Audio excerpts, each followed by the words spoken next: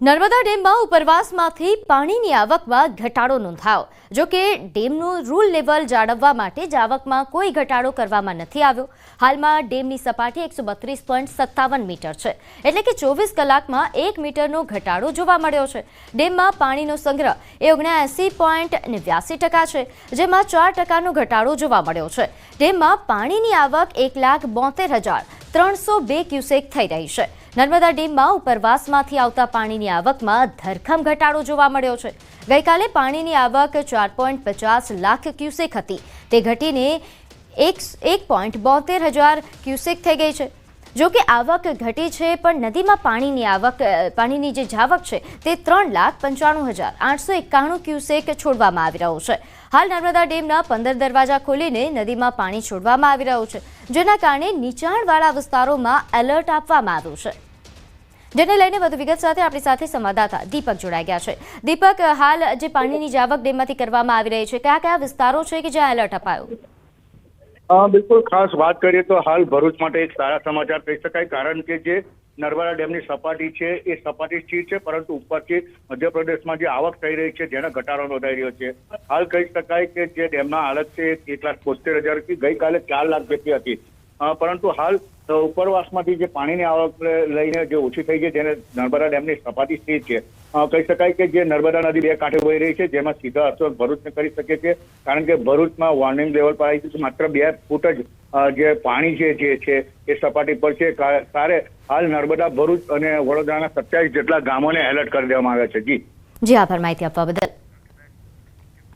તો ભરૂચમાં નર્મદા નદીની જળ સપાટી 20 ફૂટે પહોંચી। નર્મદા નદી એના વોર્નિંગ લેવલથી માત્ર 2 ફૂટ દૂર છે। નર્મદા ડેમમાંથી તબક્કાવાર પાણી છોડવામાં આવી રહ્યું છે। અહીં પોલીસ વિભાગ દ્વારા નદી કિનારે ચુસ્ત પોલીસ બંદોબસ્ત પણ ગોઠવી દેવાયો છે। તો ભરૂચમાં હાલ જે રીતે નર્મદા ડેમમાંથી જે પાણી છોડવામાં આવી રહ્યું હતું, તેના કારણે અહીં ગતરોજ વોર્નિંગ પણ જાહેર કરવામાં આવી હતી। ઘણા વિસ્તારો કે જ્યાં નર્મદા નદીના પાણી આવ્યા ત્યાં એલર્ટ આપવામાં આવ્યું હતું, જેને લઈને વધુ વિગત સાથે આપણી સાથે સંવાદદાતા ભાવિન જોડાઈ ગયા છે। ભાવિન, હાલ ભરૂચમાં નર્મદા નદીમાં જે પાણી આવ્યું નવા ડેમમાંથી જે છોડવામાં આવ્યું હતું, તેના બાદ કેવા પ્રકારની પરિસ્થિતિ અને કેવી તૈયારીઓ? જી, ભરૂચ નર્મદા નદી અત્યારે બંને તટે વહી રહી છે। જે ઉપરવાસમાં વરસાદ વરસ્યો હતો તેના કારણે નર્મદા ડેમમાંથી જે પાણી છોડવામાં 4 લાખ ક્યુસેક જેટલું પાણી છોડવામાં આવ્યું હતું, તે પાણીની અસર અત્યારે નર્મદા નદીના જે સપાટી છે સપાટી ઉપર પડી છે। લગભગ અત્યારે ગતરોજ રાત્રિના સમયે 20 ફૂટ જેટલું, અત્યારે સવારના સમયે 19.5 જેટલું ફૂટ જેટલું પાણી અત્યારે જોવા મળી રહ્યું છે। અત્યારે પાણી સ્થિર છે। તંત્ર તરફથી પૂરતા પગલાં લઈ લેવામાં આવ્યા છે। જે નીચાણવાળા વિસ્તાર છે એ વિસ્તારને એલર્ટ કરવામાં પણ આવ્યા છે। જી આભાર માહિતી આપવા બદલ।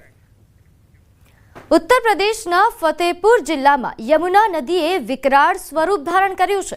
નદીનું પાણીનું સ્તર એ ભયના નિશાનથી 2 મીટર ઉપર વહી રહ્યું છે, જેના કારણે 50થી વધુ ગામો પાણીમાં ડૂબી ગયા છે અને લોકોનું જનજીવન અસ્તવ્યસ્ત થઈ ગયું છે।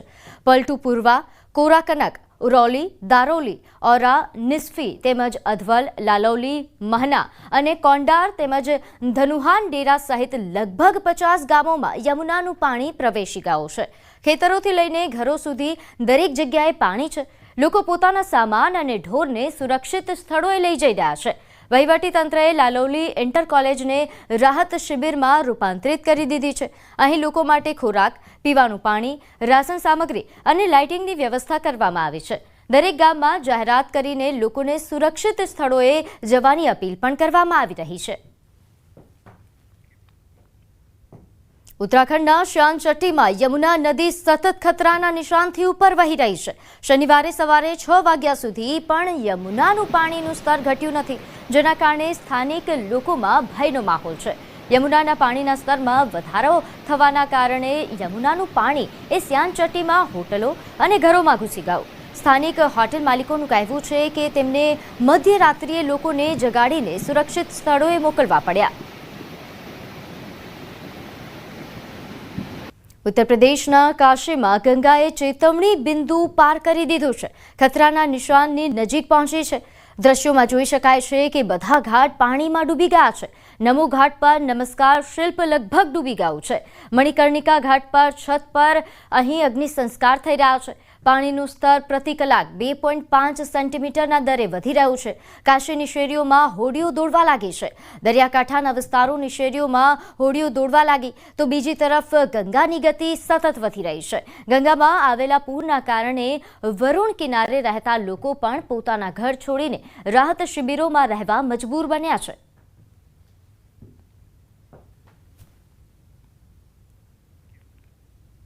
તો ઉત્તર પ્રદેશના હમીરપુર જિલ્લામાં યમુના અને બેતવા નદીઓના વધતા પાણીના કારણે અરાજકતાનો માહોલ સર્જાયો છે. શહેરની અંદરના ઘણા વિસ્તારો પૂરના પાણીમાં ડૂબી ગયા હોવાથી ડઝનબંધ ગામો અને કેમ્પોને ખાલી કરાવવામાં આવ્યા છે. યમુના અને બેતવા નદીઓ સતત ભયના નિશાનથી ઉપર વહી રહી છે. આવી સ્થિતિમાં જિલ્લાના ઘણા કનેક્ટિંગ રોડ તૂટી ગયા છે. શહેરના રસ્તાઓ પર પાણી જ પાણી દેખાય છે. જ્યાં એક સમયે વાહનો ઝડપથી દોડતા હતા ત્યાં આજે લોકો સલામત સ્થળોએ જવા માટે મજબૂર છે. લોકોને પોતાના ઘર છોડીને અન્ય સ્થાને જવાની ફરજ પડી રહી છે. હાલમાં પણ સેંકડો ઘરોમાં પાણી ભરાઈ ગયા છે અને લોકો પોતાના ઘરોની છત પર રહીને પૂર ઓછું થવાની રાહ જોતા જોવા મળે છે. તેઓ મદદની રાહ જોઈ રહ્યા છે કે કોઈ ખોરાક અને પાણીની વ્યવસ્થા કરી આપે. મ્યુનિસિપલ ટીમ કેટલીક જગ્યાએ તેમને ખોરાક મોકલી રહી છે. જો કે લોકોનો જિલ્લા વહીવટી તંત્ર પ્રત્યે અસંતોષ સ્પષ્ટ દેખાઈ રહ્યો છે. આગળ વાત કરીએ ગુજરાતમાં 3 સચિવની બદલી. મોના ખંધાર, રમેશ મીના, પી ભારતીની બદલી કરવામાં આવી. મોના ખંધારની ગ્રાહક વિભાગ મુખ્ય સચિવ પદે નિયુક્તિ તો રમેશ મીનાની બંદર પરિવહન વિભાગના મુખ્ય સચિવ પદે નિયુક્તિ.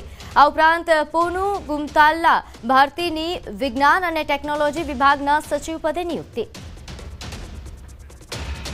તો ગુજરાતમાં મહત્વપૂર્ણ સમાચાર 3 બદલીઓ કરવામાં આવી છે, જેમાં સચિવોની જે બદલી થઈ મોના ખંધાર, રમેશ મીણા અને પી ભારતીની બદલી કરવામાં આવી છે. મહત્વની બાબત એ છે કે મોના ખંધારની બદલી એ ગ્રાહક વિભાગ મુખ્ય સચિવ પદે થઈ.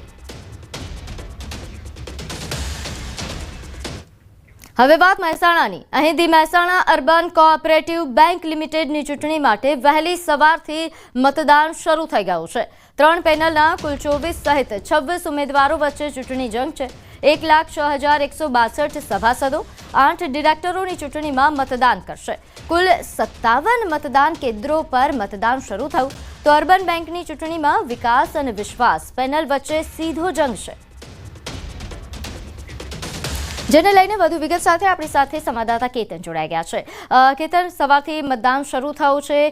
જ્યાં મતદાન થઈ રહ્યું છે તે માહોલ કેવો અને જે પ્રકારનો અહીં ચૂંટણી જંગ જામ્યો હતો આ બેંકો વચ્ચે તે પણ જણાવશો. ચોક્કસથી જણાવી દઉં કે મહેસાણા અર્બન કોઓપરેટિવ બેંક લિમિટેડની ચૂંટણી લઈ સવારથી 8 વાગ્યાથી જે મતદાન હોય છે તે મતદાન શરૂ થઈ ચૂક્યું છે. હાલમાં વિધાનસભાનો જે માહોલ હોય છે તેવો માહોલ હોય છે તે હાલ જોવા મળી રહ્યો છે. લાંબી જે લાઈનો હોય છે તે લાંબી જે લાઈનો હાલ જોવા મળી રહી છે.